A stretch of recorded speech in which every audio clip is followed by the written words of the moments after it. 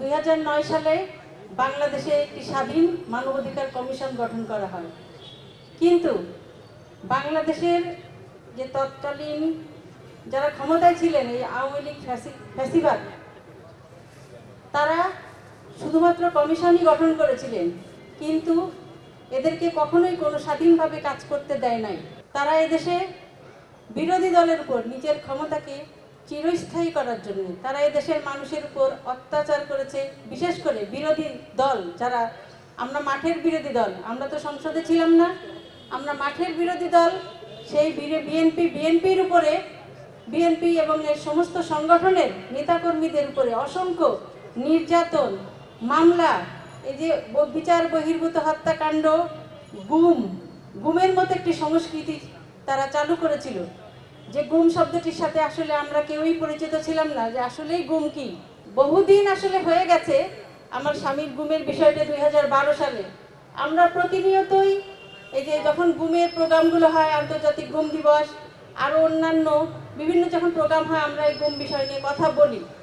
এই গুমের শিকার সেই 12 সাল এবং তার আগের থেকে শুরু হয়েছে, এবং অসংখ্য আমাদের বিএনপির এই যে যত 600 অধিকার একটি রিপোর্ট প্রকাশ করেছিল যে 687 জন গুমের শিকার হয়েছে, এর অধিকাংশই কিন্তু বিএনপি এবং ছাত্র দলেরই। মানবাধিকার লঙ্ঘন, যাদেরকে ক্রস ফায়ারে নিহত করা হয়েছে, যাদেরকে জেলখানায় হত্যা করা হয়েছে, যাদেরকে ফুড পয়জনিংয়ের মাধ্যমে হত্যা করা হয়েছে, তারপরে যাদেরকে রিমান্ডে নির্যাতনের মাধ্যমে যাদের মৃত্যু ঘটানো হয়েছে, সবটাই হচ্ছে মানবাধিকার লঙ্ঘন।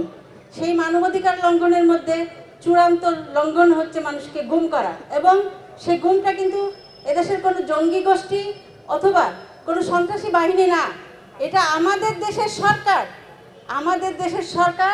আমাদের দেশের আইন প্রয়োগকারী সংস্থাকে ব্যবহার করে তাদের মাধ্যমে এই বিষয়গুলো তারা ঘটিয়েছিল। এই যে আয়নাঘর ছিল, সেই আয়নাঘরের যে তারা একদিন তারা ওখান থেকে এসে বলল যে আমরা আয়নাঘরগুলোকে 8টি আয়নাঘর বন্ধ করে দিয়েছি, অথচ আয়নাঘরের অস্তিত্ব যে ছিল সেটা তো আমাদের 3 জন নেতা সেই গুম থেকে যারা ফিরে এসেছিলেন, ব্রিগেডিয়ার আজমি এবং আরও যারা 2 জন ছিল, তারা কিন্তু এসে তাদের বর্ণনা দিয়েছে সেই আয়নাঘরের। কিন্তু তারপরেও সেই আয়নাঘরগুলো যখন তারা বন্ধ করে দিয়েছে বলছে, কিন্তু সেগুলো তো জাতির সামনে উন্মুক্ত করা প্রয়োজন ছিল বলে আমরা মনে করি, কারণ আমরা দেখতে চাই, জানতে চাই।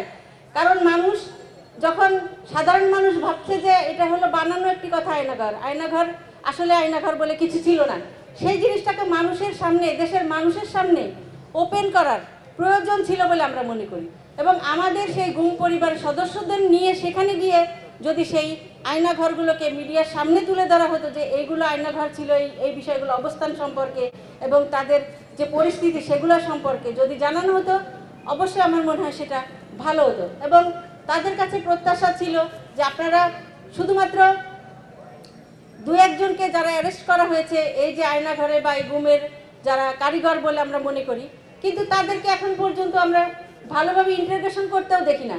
তারা দেখি যে সুন্দর হাসি খুশিভাবে তারা রিমান্ড থেকে বেরিয়ে যাচ্ছে, আবার পুলিশকে তারা হুমকি দিয়েও যাচ্ছে বিভিন্ন সময়, যেগুলো আমরা মিডিয়াতে দেখতে পাচ্ছি। তাদেরকে যখন হাজিরা দিতে নিয়ে আসা হয় জেলখানাতে বা কোর্টে, তখন সেখান থেকে তারা বিভিন্ন ধরনের অঙ্গভঙ্গি করে, তারা বিভিন্ন রকম মানে হাসি মুখে তারা বেরিয়ে যায়, তাদেরকে ওখানে জামায়া ধরে রাখা হচ্ছে। কেন এটা করা হচ্ছে আমরা জানি না। বর্তমান সরকারের কাছে আমাদের এটা প্রত্যাশা ছিল না। তারপরে আজকে যারা বৈষম্য বিরোধী ছাত্র আন্দোলনের ব্যানারে যারা কাজ করছেন, দেশ পরিচালনায় আছেন, তাদের কাছে আমার প্রশ্ন, আপনারা 5ই আগস্টই শুধুমাত্র এই একদিনেই কিন্তু এই বিপ্লব হয় নাই। এই বিপ্লবের জন্য বাংলাদেশের মানুষ, বাংলাদেশের জাতীয়তাবাদী পরিবার, ছাত্রদল, যুবদল, বিএনপি সহ সবার অসংখ্য ত্যাগ শিকার, অসংখ্য মামলা, অসংখ্য হয়রানি, মানুষ ঘরে ঘুমাতে পারে নাই, রাস্তায় ঘুমিয়েছে, শীতের দিনে ক্ষেতের মধ্যে গিয়ে শীতের মধ্যে ঘুমিয়েছে। এই এত মানুষের ত্যাগ শিকার, এই ত্যাগের পরবর্তীতে এই মানুষের মধ্যে যে ক্ষোভ সঞ্চার হয়েছিল, সেই ক্ষোভের বহিঃপ্রকাশ এই ছাত্র আন্দোলনকে এগিয়ে নিয়ে গিয়েছে একটি পরিণতির দিকে। কিন্তু সে কথা বর্তমান যারা সমন্বয়ক আছে, তারা আজকে শুধুমাত্র 5ই আগস্টকে কেন্দ্র করে যে প্রোগ্রামগুলো তারা করে যাচ্ছে, কিন্তু এত মানুষে যে বাংলাদেশের নিপীড়নের শিকার হয়েছে, মানবাধিকার লঙ্ঘন হয়েছে, যে গুমের মধ্যে একটি মানবাধিকার, চরম মানবাধিকার লঙ্ঘন হয়েছে। আজকে আন্তর্জাতিক মানবাধিকার দিবসে তাদের কোনো কর্মসূচি নাই। কেন কর্মসূচি নাই? তারা মায়ের ডাকের একটি অনুষ্ঠানে দেখেছি ছাত্র সমন্বয়করা গিয়ে বক্তৃতা দিচ্ছে। তাদের পক্ষ থেকে তারা তো বিভিন্ন দেখছি, তারা বিভিন্ন জেলাতে গিয়ে গিয়ে দল গঠন করছে, তারা সংগঠন গঠন করছে। তারা কি একটি প্রোগ্রাম করতে পারতো না এই মানবাধিকার দিবসে সবার জন্যে?